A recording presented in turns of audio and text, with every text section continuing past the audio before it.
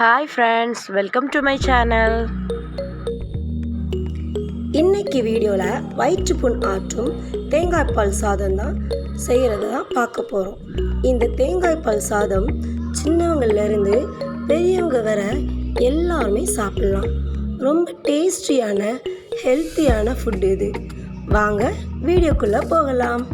This video is sponsored by Mod mobile app. இந்த ஆப்பில் வீட்டுக்கு தேவையான திங்ஸ் எல்லாம் பர்ச்சேஸ் பண்ணிக்கலாம். டெய்லி கேர் ப்ராடக்ட்ஸ் இதில் இருக்கும். லிங்க் டிஸ்கிரிப்ஷனில் கொடுத்துருக்க, விருப்பம் உள்ளவங்க பர்ச்சேஸ் பண்ணிக்கோங்க. வாங்க ஃப்ரெண்ட்ஸ், வீடியோக்குள்ளே போகலாம். நம்ம இன்றைக்கி பண்ண போகிற தேங்காய் சாதத்துக்கு முக்கியமானது தக்காளி பழம், அப்புறம் பல்லாரி, அப்புறமா நம்ம எவ்வளோ சாதம் பண்ணுறோமோ அதோட குவான்டிட்டிக்கு தகுந்தாப்பில் தேங்காய் பால்.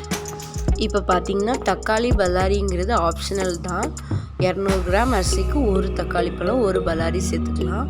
தேங்காய் பால் பொறுத்தளவில் 1 கிலோ அரிசிக்கு ஒரு பெரிய சைஸ் தேங்காய் எடுத்துக்கணும். இதோட துருவல் எடுத்து நம்ம மிக்சியில் நல்லா அரைச்சிட்டு அதிலிருந்து கெட்டியான 2 பால் எடுத்து நம்ம தேங்காய் சாதத்துக்கு யூஸ் பண்ணணும். அந்த மாதிரி நீங்கள் எவ்வளோ பால் எடுக்க முடியுமோ அவ்வளோ பால் எடுத்துக்கோங்க. அதிலேருந்து இப்போ தேங்காய் பால் சாதம் பண்ணுறதுக்கு நான் ஒரு அகலமான பாத்திரம் எடுத்திருக்கேன். அதில் ஃபஸ்ட்டு நம்ம தாளிக்கிறதுக்கு தேங்காய் எண்ணெயும் நெய்யும் யூஸ் பண்ணிக்கலாம். நீங்கள் ஒரு வேளை தேங்காய் எண்ணெயே யூஸ் பண்ணிக்கலாம் அப்படின்னா அப்படி யூஸ் பண்ணிக்கலாம். நெய் மட்டும்னாலும் அது மாதிரி யூஸ் பண்ணிக்கலாம். அது உங்களோட சாய்ஸ்.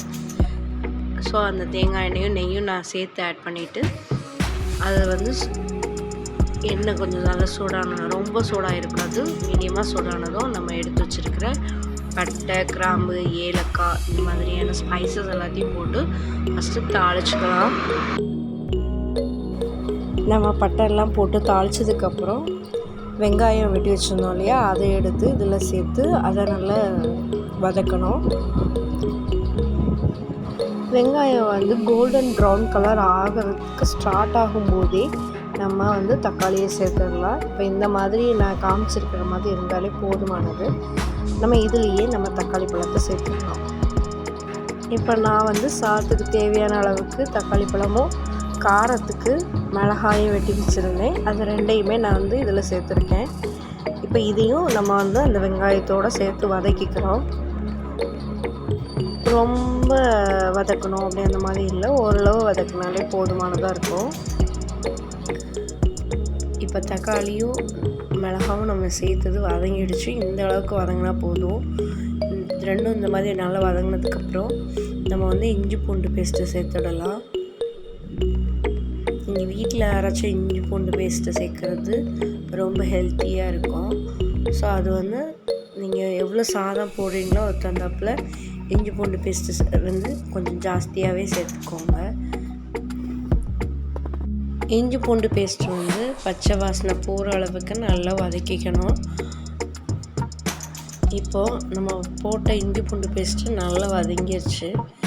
இப்போ இந்த ஸ்டேஜில் நம்ம எடுத்து வச்சுருக்கோம் இல்லையா தேங்காய் பால், அந்த தேங்காய் பாலை நம்ம எந்த கப்பால் அரிசி அளந்தோமோ அதே கப்பை வச்சு நம்ம 1 கப்பு அரிசிக்கு 2 கப் தேங்காய் பால் அந்த அளவுக்கு நம்ம மெஷர் பண்ணி எத்தனை கப் போடுறோமோ அது அத்தனை கப்புக்கு நம்ம அளந்து ஊற்றிக்கணும். நான் எடுத்து வச்சுருந்த தேங்காய் பால் நான் எவ்வளோ அரிசி எடுத்துருக்கணும் அதுக்கு தகுந்தாப்பில் நான் இதில் சேர்த்துட்டேன்.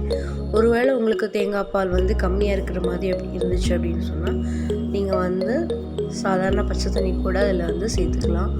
ஒன்றும் இது இல்லை, அதனால் எந்த டேஸ்ட்டும் குறையாது. டேஸ்ட் எல்லாமே ஒன்று போல் நல்லா தான் வரும்.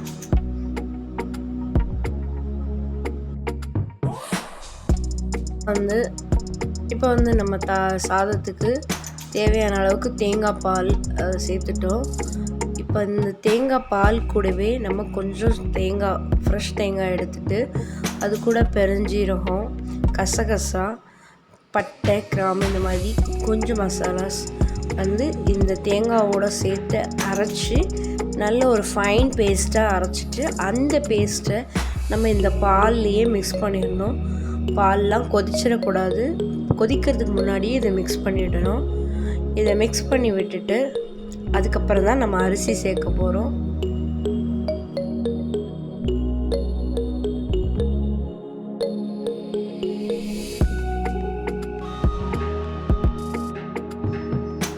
இப்போ நம்ம வந்து தேங்காய் அரைச்சி சேர்த்தோம் இல்லையா, அதையும் நல்லா கலந்து விட்டுட்டோம். இப்போ பார்த்திங்கன்னா அது எந்த விதமான கொதிக்கிற மாதிரியாவது எதுவுமே இருக்காது. பட் ஒரு 5 மினிட்ஸ்க்கு அப்புறம் பார்த்திங்கன்னா அது நல்லா அப்படி நிறையா பொங்கி வரும்.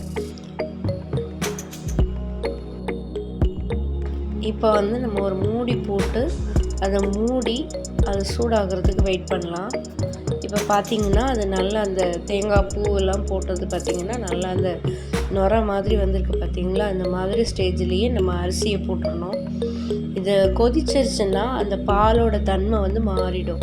அது கொதிக்கிறதுக்கு முன்னாடியே நம்ம அரிசி போடணும். இந்த ஸ்டேஜில் போட்டிங்கன்னா தான் தேங்காய் சாதம் வந்து ரொம்ப நல்லாயிருக்கும். நம்ம முன்னுக்கூட்டியே போட்டாலும் நல்லா இருக்காது, பின்னாடி போட்டாலும் அந்த பால் வந்து ஒரு மாதிரி தெரிஞ்ச மாதிரி ஆகிடும். ஸோ அந்த கரெக்டாக அந்த நொறுக்கூட்டி வர்ற டைமில் நம்ம அரிசியை போட்டுட்டு அதுக்கப்புறம் குக் பண்ண ஸ்டார்ட் பண்ணணும்.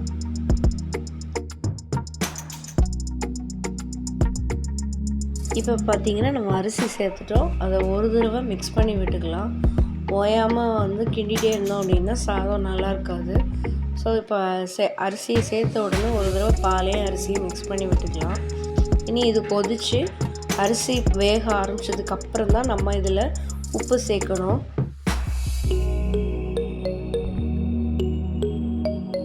இப்போ பார்த்திங்கன்னா நல்லா கொதிக்க ஆரம்பிச்சிச்சு. இந்த ஸ்டேஜில் நம்ம எவ்வளோ சாதம் வச்சுருக்கோமோ அதுக்கு தகுந்தாப்பில் தேவையான அளவு உப்பை வந்து நம்ம இதில் சேர்த்துக்கலாம். சேர்த்து ஒரு தடவை மிக்ஸ் பண்ணி விட்டுருங்க. அது தொடர்ந்து அரிசி வேகணும். ஸோ அது அந்த பால்லேயே வேகட்டும்.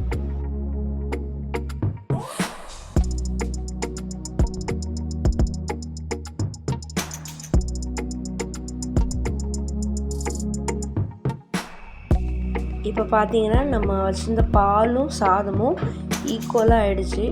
இப்போ வந்து இந்த ஸ்டேஜுக்கு அப்புறம் நம்ம வந்து ஃபுல் ஃப்ளேமில் குக் பண்ணக்கூடாது. ஸோ சிம்மில் வச்சுட்டு தம் மாதிரி நம்ம குக் பண்ணணும். அப்போ தான் நல்லா சூப்பராக வரும். இப்போ தம்மில் இருந்திருக்கு பார்த்திங்கன்னா ஃபுல் தண்ணி அந்த பால் எல்லாமே ட்ரை ஆகிடுச்சு. சாதம் நம்மளுக்கு தேவையான அந்த உதிரியான பக்குவத்தில் கிடச்சிருச்சு. இதுக்கப்புறம் நம்ம லாஸ்ட்டாக நெய் ஊற்றிக்கலாம் விருப்பப்படுறவங்க. அப்படி இல்லை அப்படின்னா நெய்யை ஸ்கிப் பண்ணிவிட்டு நீங்கள் கொத்தமல்லி தூவி ஃபினிஷ் பண்ணி இறக்கிடலாம். பார்த்திங்கன்னா நம்ம இன்றைக்கி வந்து ஹோம் ஸ்டைலில் குக் பண்ணுற ஒரு தேங்காய் சாதம். இது வந்து வயிற்று புண்ணுக்கு, குடல் புண்களுக்கு எல்லாம் ரொம்ப நல்லது. ஸோ நீங்களும் ட்ரை பண்ணி பாருங்கள்.